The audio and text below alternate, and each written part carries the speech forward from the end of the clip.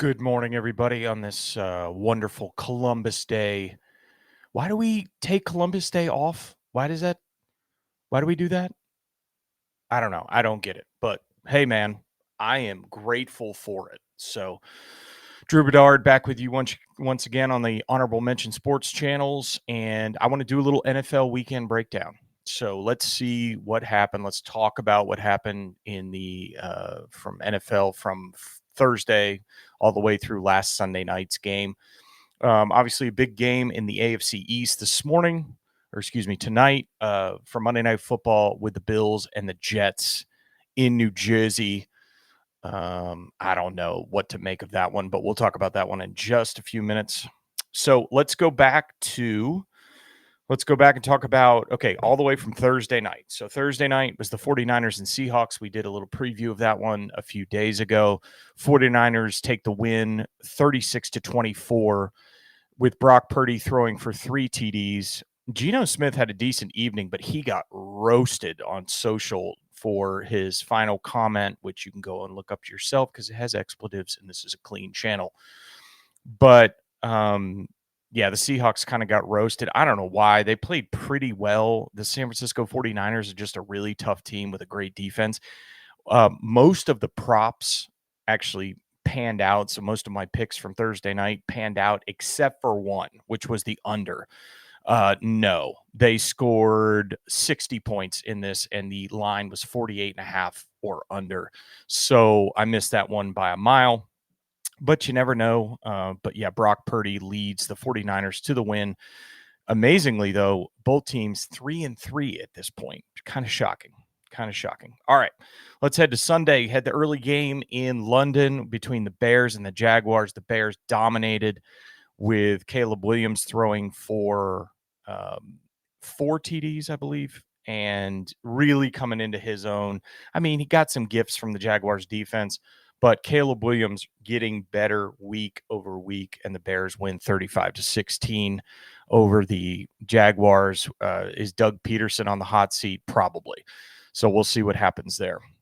Cardinals and Packers. Let's go to that one. So we're going into the afternoon games on Sunday.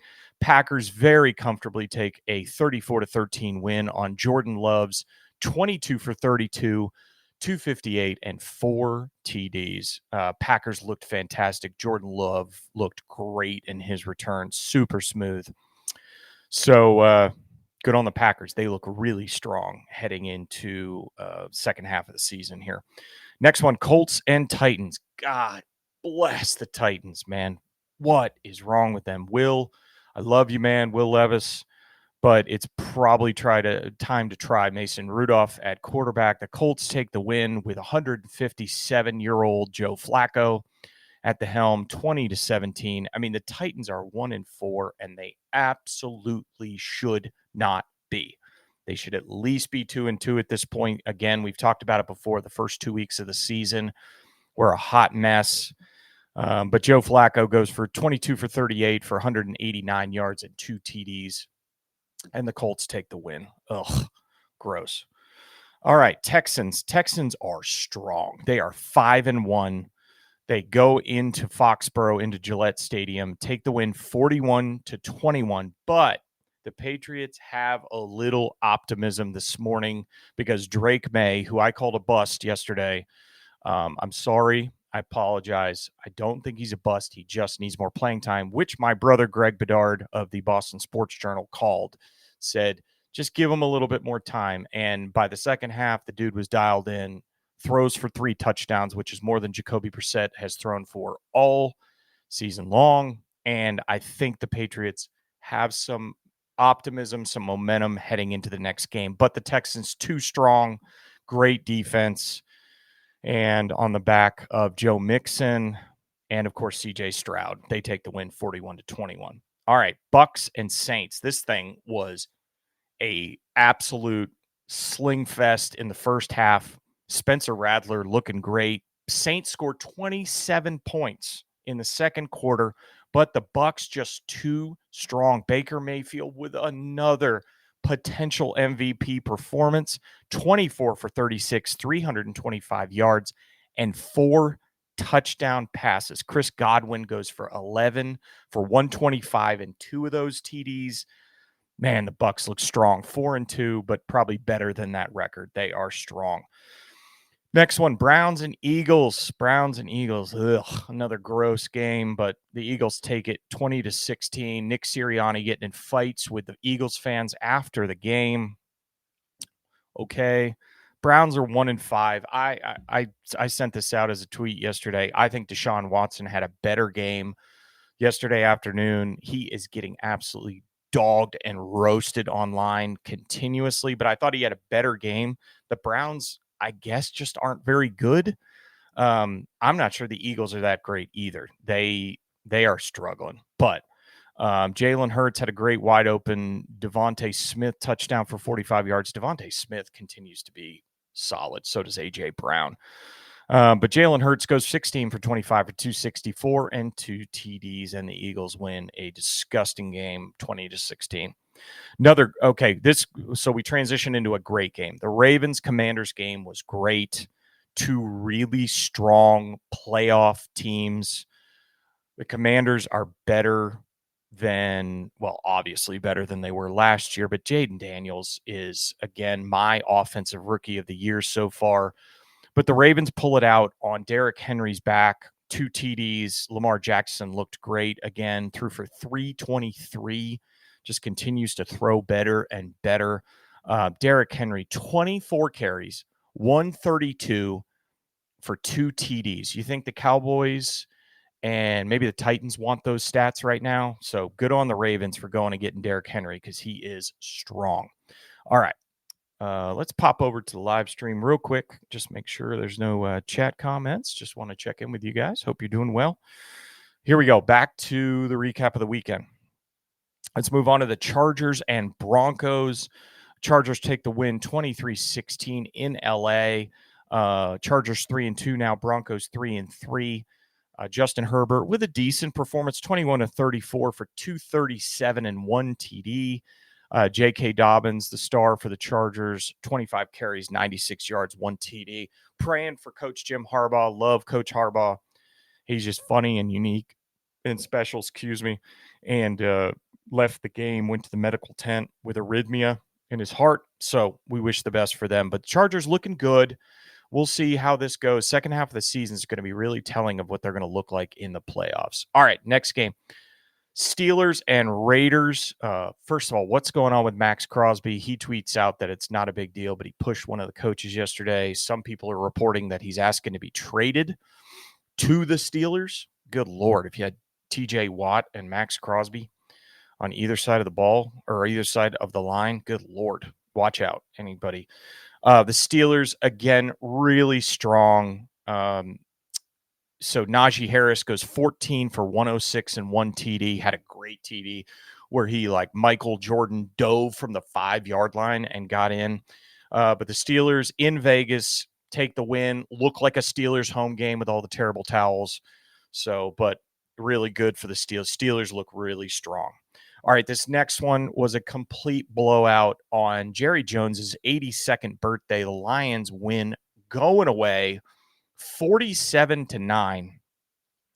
Absolutely dominant. Here's their quarter scores. 7 in the first, 20 in the second, 10 in the third, 10 in the fourth. Cowboys managed to get 3 field goals. 3 field goals. So David Montgomery, once again, the TD machine, goes for 12 carries for 80 yards for 2 TDs. Jared Goff throws for 3 TDs. Lions with a great day, except for one awful part of the game, which was Aiden Hutchinson's really awful injury to watch.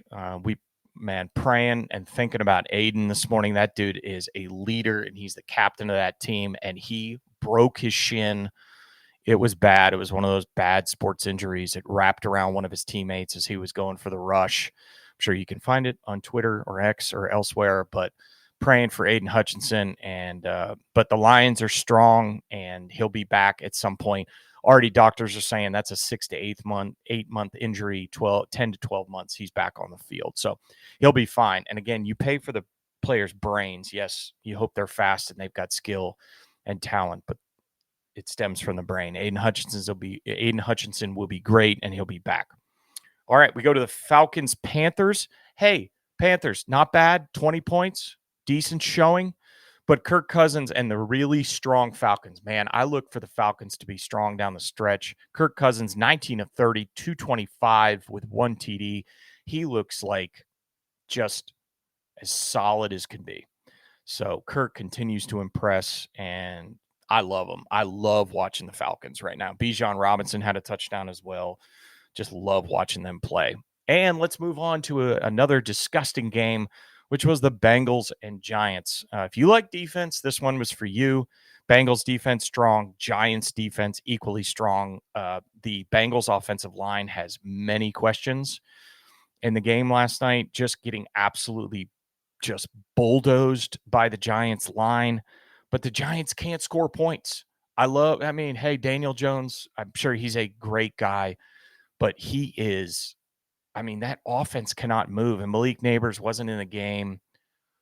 Oh, I don't know about the Giants, man. They're both, here's the amazing stat. They're both 2-4.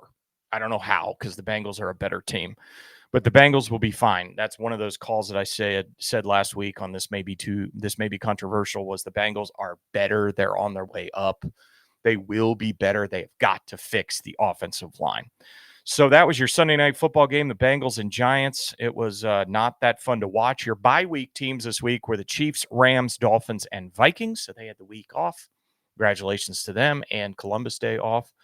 So that's your rundown. Again, tonight, Monday Night Football, Bills, Jets.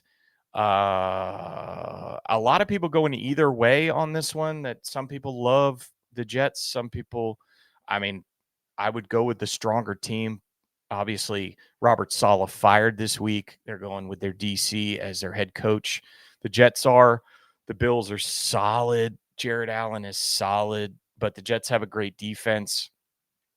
Probably a low scoring, I don't know, maybe 30-20. But I don't know who ends up on top of that 30-20. Can Aaron Rodgers connect with Garrett Wilson? That's a big question. And can the Bills score in the red zone? They've been proven to do that. Can they score in the red zone on the Jets' very strong red zone defense? So I look forward to that matchup tonight. I'm Drew Bedard, live on the Honorable Mention Sports channels here. Again, if you'll click on the QR code, go to honorablementionsports.com.